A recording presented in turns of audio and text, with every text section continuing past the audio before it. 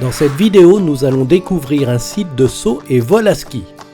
Encore des églises plus belles que jamais, des cascades cette fois avec du débit, un lac, des châteaux,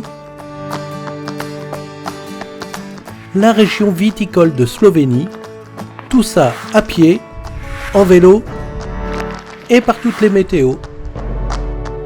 Alors, bienvenue en Slovénie!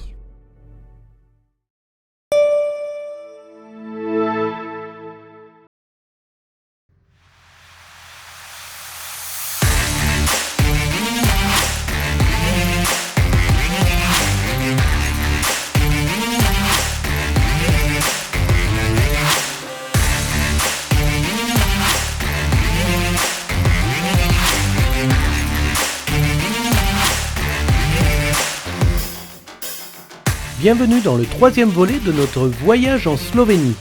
C'est sur le site de Planica que nous nous réveillons ce matin avec la bonne surprise d'assister à un entraînement de saut à ski. Planica est le site de saut à ski le plus important du monde. Construit en 1934, il accueille tous les ans les championnats du monde de saut à ski et de vol à ski. Le saut à ski a fait ses débuts dans le programme olympique de Chamonix en 1924. Il s'effectue sur des tremplins de 90 à 135 mètres, alors que le vol à ski s'effectue sur des tremplins de 185 à 225 mètres.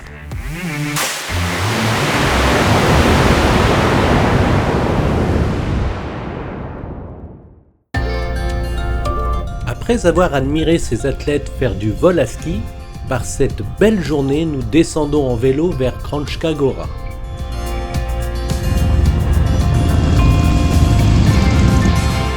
Joyau alpin niché au cœur des montagnes slovènes, Kranjska Gora offre une escapade idéale pour les amoureux de la nature et des sports d'hiver. Son architecture traditionnelle, où les chalets en bois côtoient des bâtiments historiques, avec au centre l'église de l'Assomption de Marie.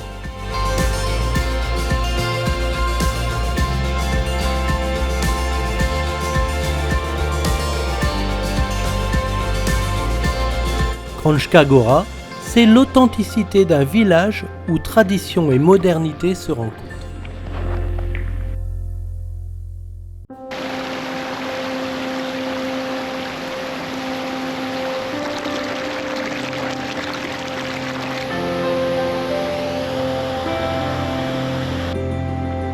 À environ 20 km de Kranjska Gora, sur le chemin qui mène à la vallée de Vrata, on découvre l'une des cascades les plus hautes et les plus emblématiques du pays, la cascade de Perikni. D'une hauteur de 52 mètres, elle a un débit très impressionnant.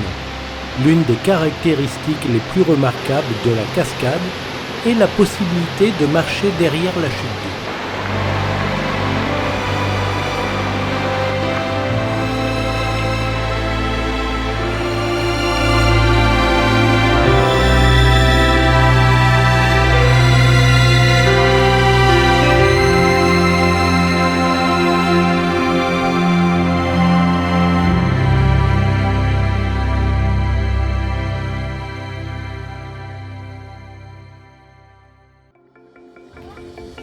Non loin de Kranjska Gora se trouve également le lac de Jasna.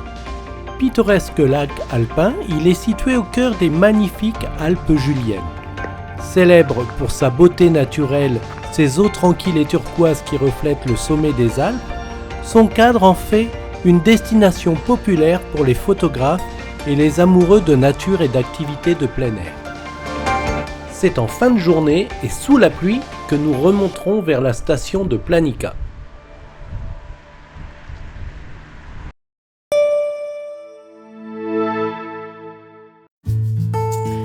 Le château du lac de Bled est un monument historique fascinant. Son histoire remonte en l'an 1004, lorsque l'empereur Henri II offrit la propriété de Bled à l'évêque Albin de Brixen.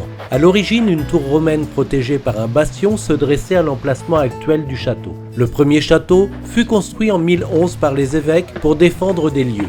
Au fil des siècles, des tours supplémentaires et des fortifications furent ajoutées, notamment un mur et un pont-levis. Le château fut gravement endommagé par un tremblement de terre en 1511, mais fut restauré et obtint son aspect actuel. Aujourd'hui, il abrite un musée présentant l'histoire de Bled et offre une vue imprenable sur le lac et les montagnes environnantes.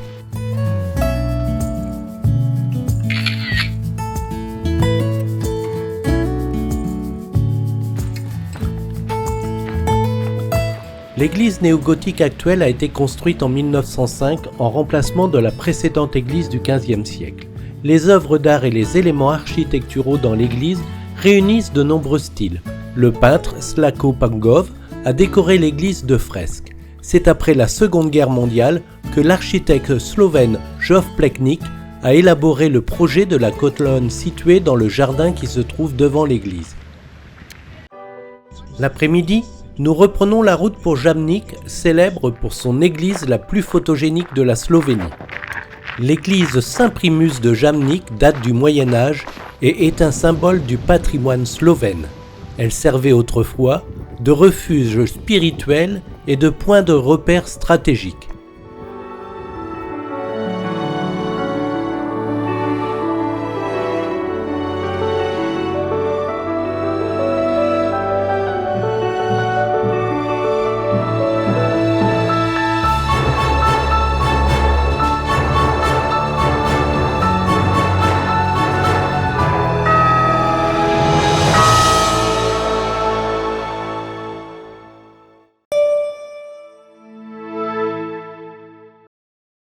De là-haut.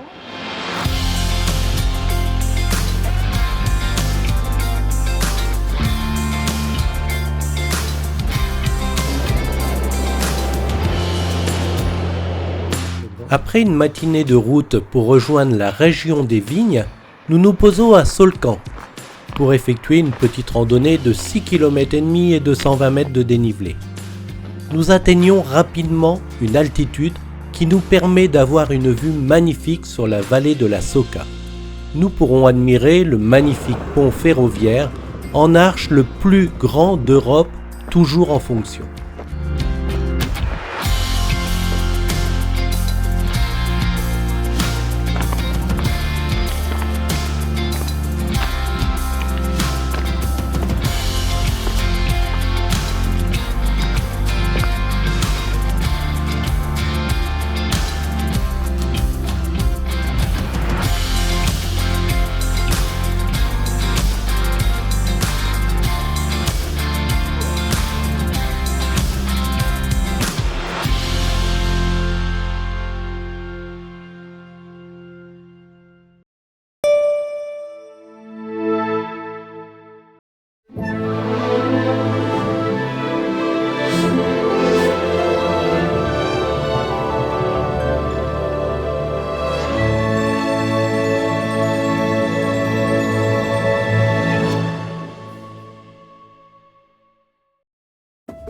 Arrivés la veille dans cette magnifique région des vignes, nous avons trouvé place pour la nuit chez un viticulteur où nous avons pu déguster en soirée ces 6 différents crus accompagnés d'un plateau de fromage local.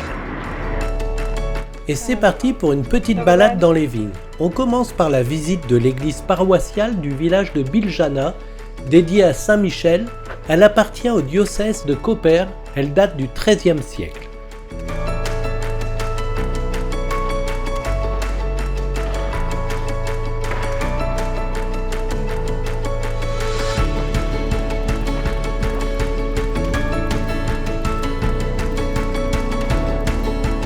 Les raisins sont à maturité et c'est le début des vendanges. Parmi les vignes, des figuiers aux fruits succulents. C'est du miel.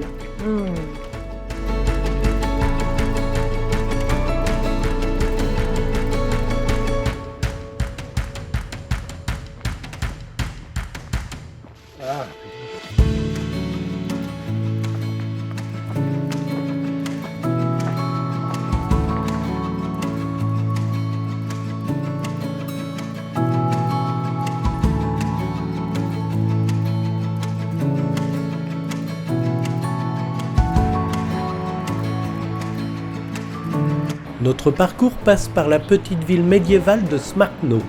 Elle remonte au Moyen Âge, les rues sont étroites et charmantes, Les maisons modernes et anciennes de Smartno sont étroitement regroupées en labyrinthe autour de l'église de Saint-Martin.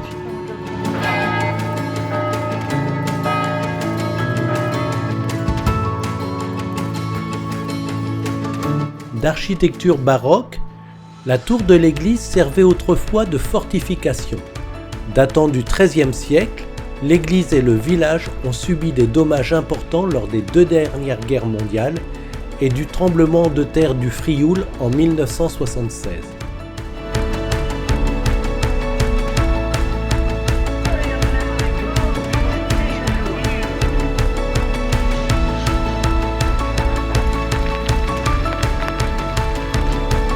Les derniers kilomètres se feront sous la pluie pour rejoindre notre campement. Une fois le soleil revenu, nous repartons pour la visite du château de Dobrovo. D'architecture Renaissance, il fut construit en 1616. Reconnu pour ses salles ornées d'œuvres d'art et de mobilier d'époque, le château abrite également la vinothèque où l'on peut déguster des vins locaux.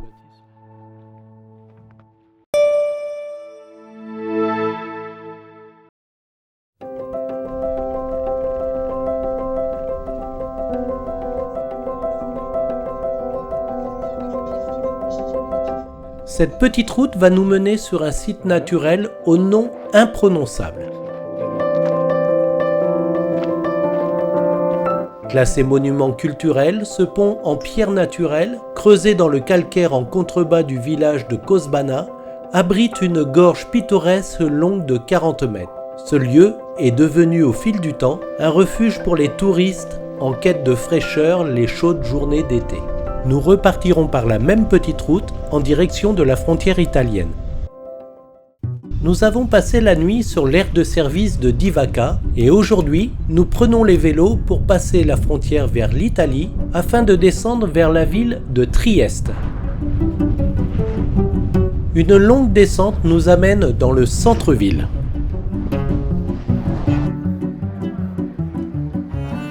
Trieste est riche en histoire et culture. Située entre la mer Adriatique et les montagnes slovènes, connue pour son architecture riche et diversifiée qui reflète son histoire complexe et son rôle de carrefour culturel, l'architecture des bâtiments de Trieste sont construits dans des styles néoclassiques, art nouveau, éclectique et liberty.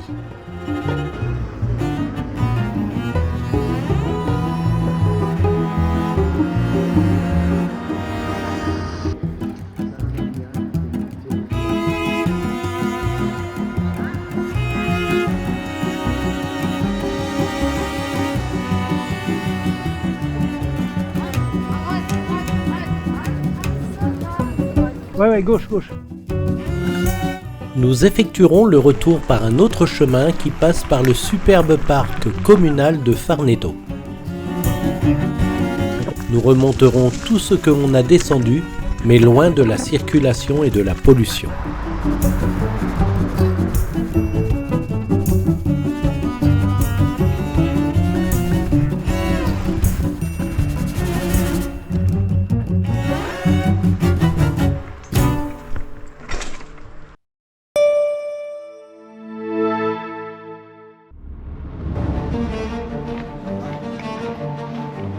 Aujourd'hui, nous partons visiter une des merveilles de la Slovénie, située sur le plateau du Kras, dans le sud-ouest de la Slovénie. Les grottes de Škocjan sont un véritable trésor naturel. Inscrites au patrimoine mondial de l'UNESCO depuis 1986, l'exploration des grottes ne débutera qu'en 1890 avec la découverte du lac des Morts. Elles offrent un spectacle époustouflant avec leur immense galerie souterraine, notamment la salle Martel, dont le volume dépasse les 2 millions de mètres cubes. La visite permet de découvrir des paysages souterrains majestueux, notamment le canyon souterrain de la rivière Reka, qui est l'un des plus grands et des plus profonds au monde. Les grottes sont parfaitement aménagées pour les visiteurs, offrant une expérience à la fois éducative et impressionnante. Dommage que les photos et les vidéos soient interdites à l'intérieur de la grotte.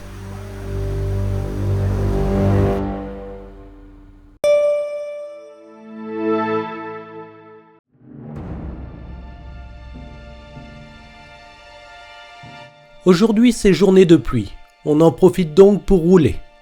Nous prenons donc l'autoroute direction Ljubljana, mais nous sortons avant la capitale pour nous rendre à Žužemberk.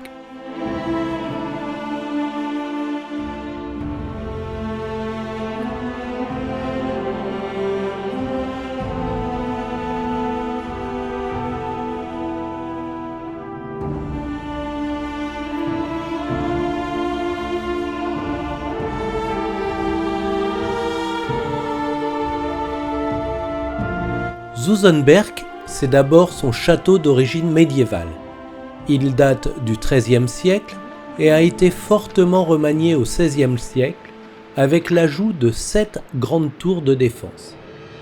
Bien que certaines parties soient encore en ruine, ce château est bien préservé et entretenu.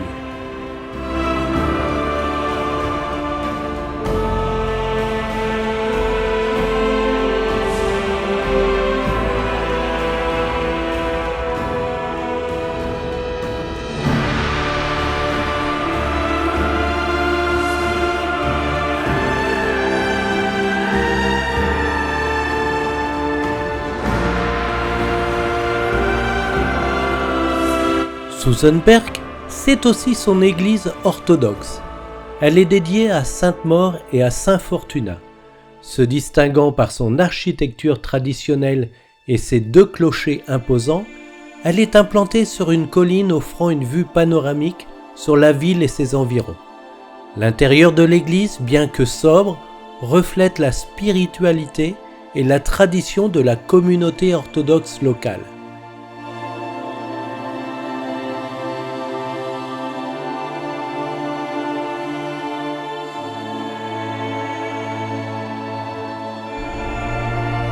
Complètement détruite pendant la guerre de 1944, elle fut reconstruite encore plus majestueuse. Voilà, c'est la fin de notre 3e semaine en Slovénie. Voyage by Pierre vous remercie de votre attention et vous donne rendez-vous dans la prochaine vidéo pour la suite du voyage.